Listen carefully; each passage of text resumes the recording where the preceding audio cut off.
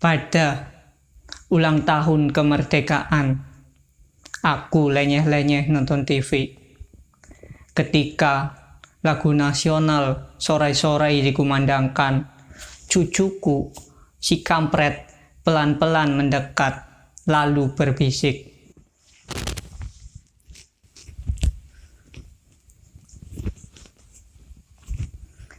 Kek, apakah kita sudah merdeka?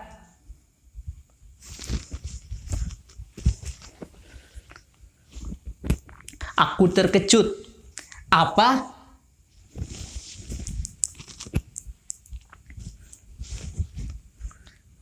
Apakah kita sudah merdeka, Kek?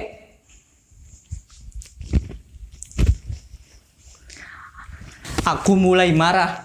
Siapa yang menyuruhmu menanyakan itu?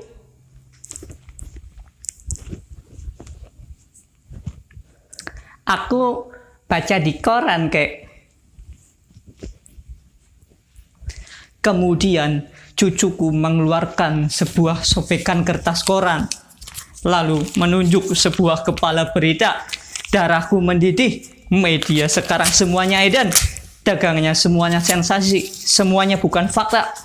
Kemudian ku gayu tangan si kampret. Ku dudukkan di kursi. Duduk. Jangan ngomong dulu. Aku mau bicara.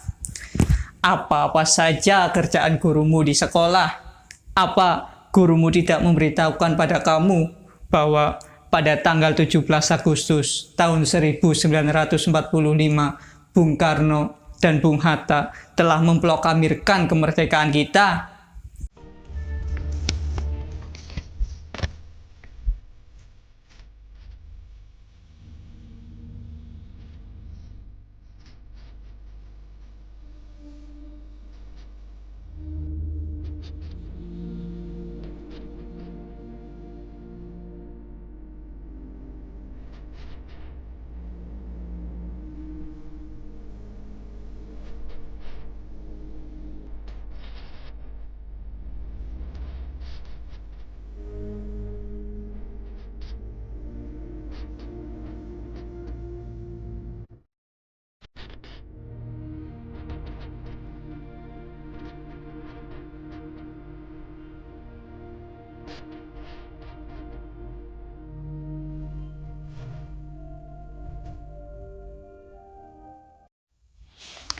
Nah, sejak itu kita sudah merdeka.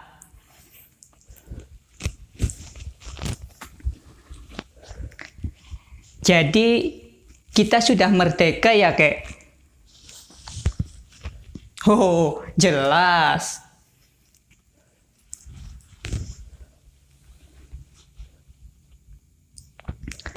Tapi, Kek, kalau kita sudah merdeka, kenapa kita masih miskin, Kek? Hampir saja ku tampar mulut si kampret ini. Untung saja ku masih ingat dia cucuku sendiri dan cucuku satu-satunya. Dengarkan baik-baik. Kalau kita sudah merdeka, itu artinya kita sudah bebas. Kita sudah bebas dari penindasan penjajah. Kita bebas berbuat, kita bebas berpikir, dan kita bebas menentukan nasib kita sendiri.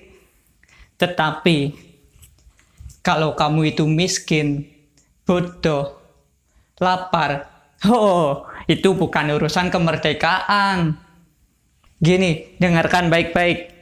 Kalau kamu ini ingin jadi orang sukses, ya kamu harus kerja keras, harus membalik nasibmu sendiri. Tidak ada orang yang mau menolongmu, apalagi mengasihimu. Kalau kamu itu ingin jadi orang jaya, hebat, ya kamu harus berkorban, harus berani berjuang, dan harus berani melawan tantangan.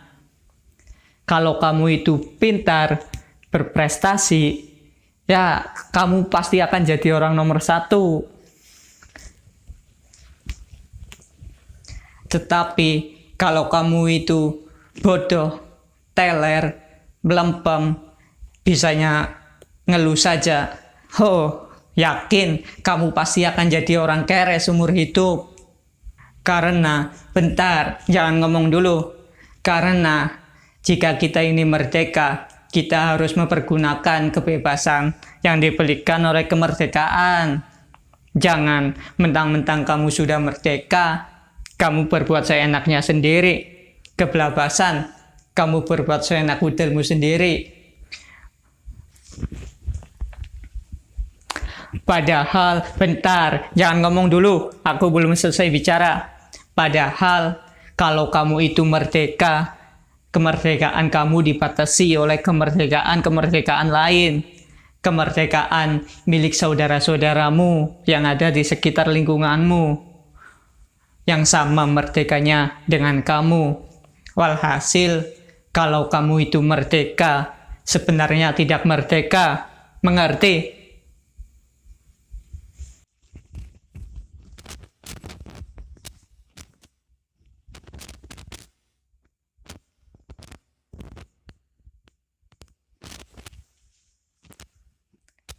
Mengerti tidak?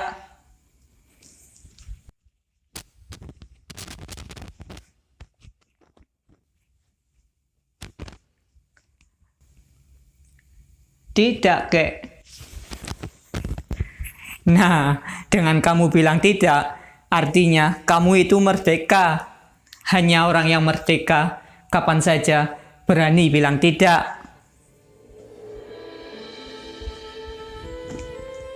Di layar televisi, sang saka telah dikerek ke puncak, diiringi lagu Indonesia Raya. Aku jadi merinding. Aku terlempar ke dalam masa revolusi. Ketika aku dulu pergi ke hutan untuk bersembunyi di balik ketiak-ketiak bukit, mencegah konvoi tentara kolonial, mengendap-endap ke kota, menghancurkan jembatan, mencuri senjata, tetapi kami disergap karena adanya pengkhianatan. Kami semua tertembak dan kami jatuh ke dalam sumur tua.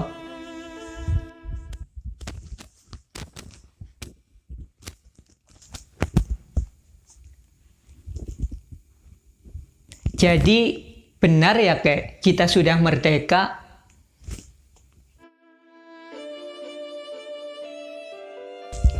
Pada masa kemerdekaan, aku letakkan senjataku.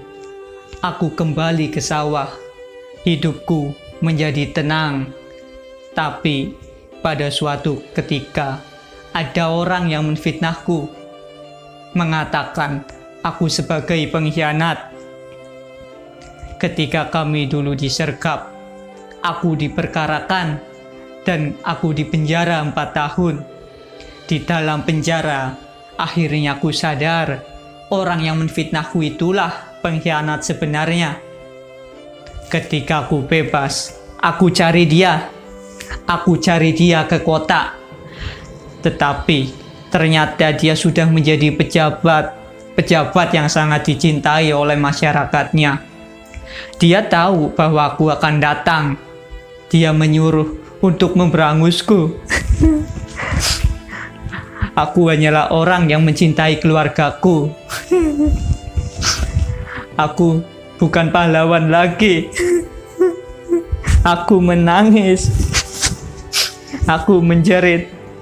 Aku menangis dalam batin. Apakah ini yang dinamakan dengan kemerdekaan?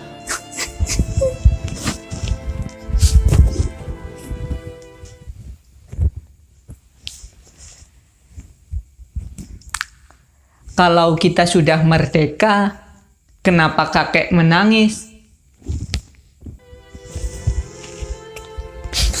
Tidak, kakek tidak menangis. Kemudian ku gayu tangan si kampret, ku tutup mulutnya. Kampret, dengarkan baik-baik. Kakek menangis karena kita sudah merdeka. Hanya orang yang merdeka yang boleh dan menangis kapanpun, dimanapun ia ingin menangis.